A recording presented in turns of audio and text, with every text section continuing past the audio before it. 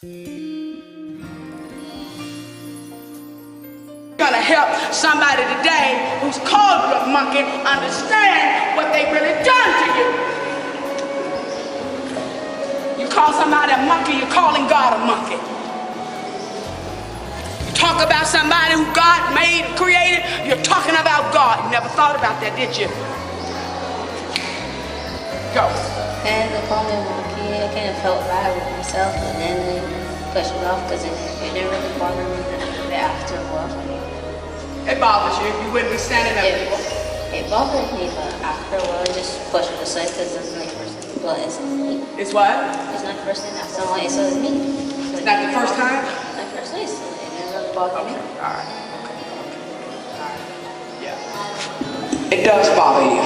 What you have learned to do, you've learned to put up a wall to keep it from bothering you. Okay, I understand. Where are my handcuffs? What she has on to keep herself from feeling like it doesn't bother her to be called monkey. She has on heart cuffs. And some of y'all got heart cuffs on because you've been called monkey, you've been called ugly, you've been called black, you have been talked about it, you have felt bad about yourself, and you've had some of you have bad attitudes, and you're angry, and you have quick tempers, and you don't want anybody saying anything to you, and you shut down emotionally, and you kind of act like stuff doesn't bother you. But the truth is, you got those heart cuffs on to protect you. So that's what she has on, to protect herself. But I'm going to teach you a much more powerful way so that you don't have to disconnect emotionally from your feelings today. We're going to take the these are called heart cuffs. So we're going to take these heart cuffs off of her, as well as these young people here. Give her. Let me tell you why she was called monkey by some of you. Called monkey by somebody. Get this. Get educated right now. Give you a history lesson. 1712. In 1712, a prolifically, profoundly touched pundit of the devil himself. His name was William Lynch, better known as Willie Lynch. I've studied Willie Lynch, and I've studied the effects of slavery for years.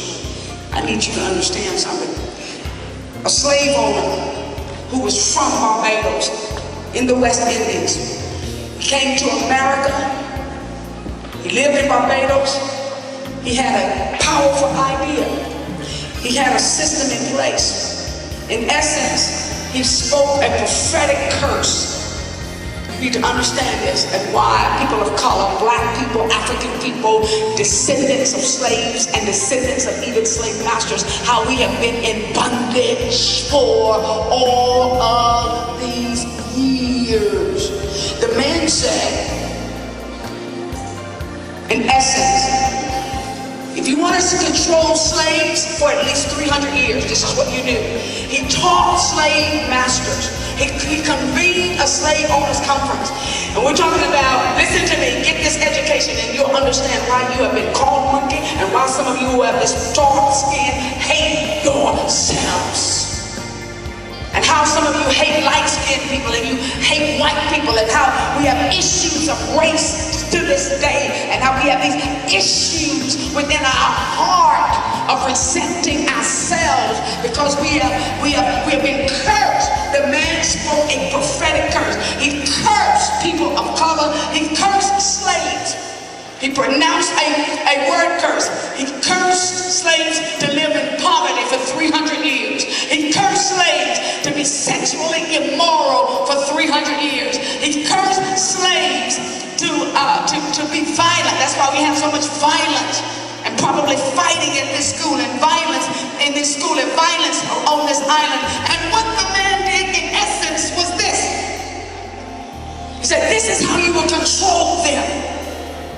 He said, if you do it for a year consistently, talking to these slave masters, he said, you teach your children to do this.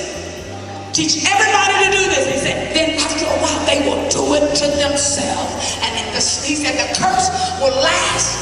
You'll control them for at least 300 years. I'm giving you a history lesson about your own country. A slave owner from your country who came also to Virginia in America and pronounced the same curse in the same year. And he said, if you pit the dark-skinned slaves against light-skinned slaves, pit the kinky hair against the straight hair, make them hate each other based on the nose size. And what you do, he said, you put the light-skinned slaves, the ones that are the children called mulattoes, put them up in the big house, put those dark-skinned slaves out in the field and make them jealous of them, make them hate them because they are closer to white, they're closer to master, and then the dark-skinned slaves will hate their skin and they will always feel inferior, and then you will cause them to talk about each other and distrust each other and hate each other. And that's why to this day, some of you as girls, you have issues with each other and you don't even like each other, don't even know each other. You pick on each other, you make fun of each other because a masterful slave owner devised a scheme to cause us to hate each other, to hate Caucasians, hate people who are not like us, to hate people who have white skin, and that was never the will of God. And to set white kids up, or kids who have light skin and curly hair, set you all up to be hated, set you up for everybody to think that you're better, then we would hate you even more because we are not like you, because we have been cursed to hate the skin that God put us in. I'm gonna need you to be real. You've just heard this history lesson. While we hate each other, while we talk about each other, while we make fun of each other, instead of accepting each other the way God sees us. God put us in skin. Sit up like young men and women of destiny. Sit up and don't miss this. Sit up now. Glory to God. Because they told me you were the best school, one of the top schools. That means you're now being challenged to be leaders and take what you've learned. I told you his name, Willie Lynch, slave owner, 1712, devised a system to control and keep us divided, keep us hating each other as blacks and whites and other nationalities. Young man did yesterday talked about how he was called, he's hurt all the time because he's called red legs, and how demeaning and degrading that is.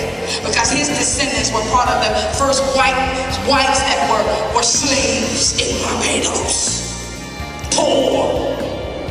He's from that line. So he's considered even less than the blacks.